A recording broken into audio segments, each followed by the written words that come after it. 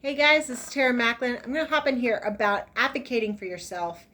I found this to be something that I don't quite understand why people don't do this when it comes to healthcare, because I feel like if we get frustrated with the auto mechanic, we go find another auto mechanic, right?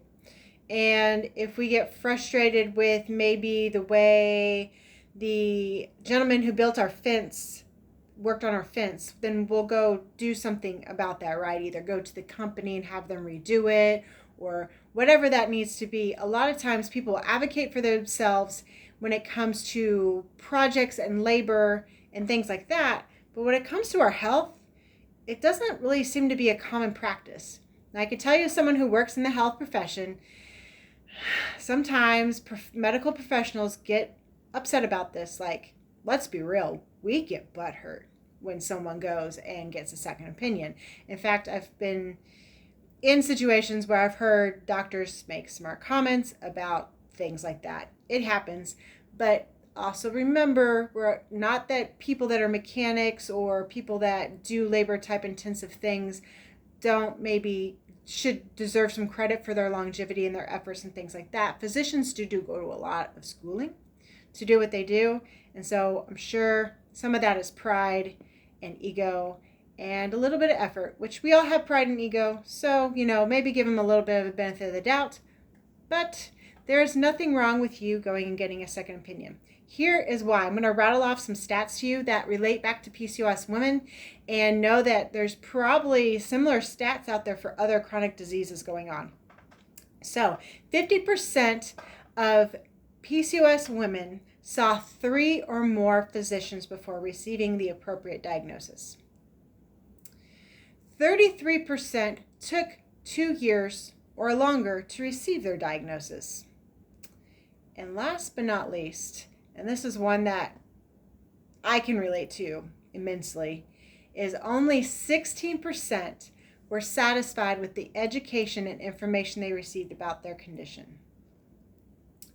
Yeah, I feel like that is one thing where if things in the medical world could maybe improve, and I do feel like maybe some of this is healthcare driven because doctors are expected to see the next patient, see the next patient, see the next patient, right? Especially if you've ever been to a doctor's appointment at a bigger facility. That's kind of the culture. You got 15, you got 20 minutes. Go, go, go, go. Next patient, next patient, next patient. So they're not always in a place to spend a lot of time with you. That's something that needs to change. And maybe you have a physician, like if you see your general practitioner, who truly doesn't understand PCOS, and so they're not in a place to educate you on it appropriately. So this is where I feel like referral out, second opinion, all these things, they're not bad things to advocate for. I have athletes that do this on the regular, and it's something that I know in our athletic training room, we utilize each other for second opinions. So why wouldn't you do the same thing when you go to the doctor? I don't understand.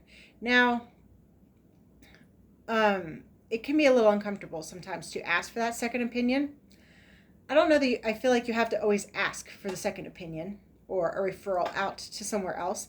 And you could do that yourself quite easily based off of your insurance, of course. Now, make sure you're paying attention to the type of insurance you have before you go run out.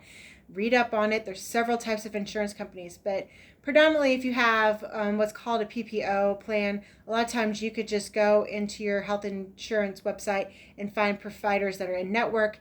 Find, if you're seeing your general practitioner, maybe you want to go see an OBGYN or you want to see an endocrinologist, see who's in your network, go utilize one of those doctors and see where that gets you. And there's nothing wrong with saying, hey, I think maybe I might have PCOS. That's what I did. I don't think that my doctor would have done the lab work to look for it had I not been like, I have these symptoms and I think I might have this. So just some food for thought. Don't be afraid to advocate for yourself. Don't be afraid to ask questions. Don't be afraid to ask about your labs. Don't be afraid to try to schedule another appointment to go down and go over labs and ask questions and ask what things mean. Don't be afraid to go seek another professional. I actually do see, I used to see a general practitioner doctor. And then when I moved, I started to see an OBGYN. And then when I got established with another general practitioner, he also then referred me to an endocrinologist. So at some point along the way, I've worked with 3 doctors for my one condition because they all have a scope in there that interplays together. And they just, luckily for me, I work within a health system where there's a lot of communication when it comes to that kind of stuff. So with that said, again, feel free to advocate for yourself when you're doing these things.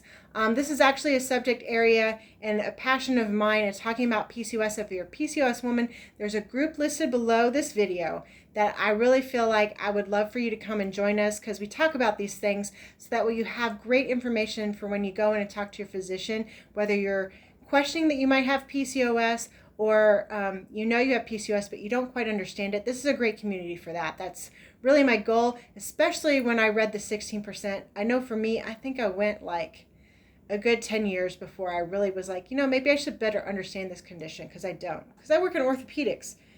That's not my jam. That's not what I learned in school. So I had to go do my research. So that research that I've done, I'm now taking that and pouring that out onto other people to help serve them and hopefully help them better understand their PCOS. So with that said, I hope you guys have a great day, and I'll talk to you guys again soon. Bye-bye.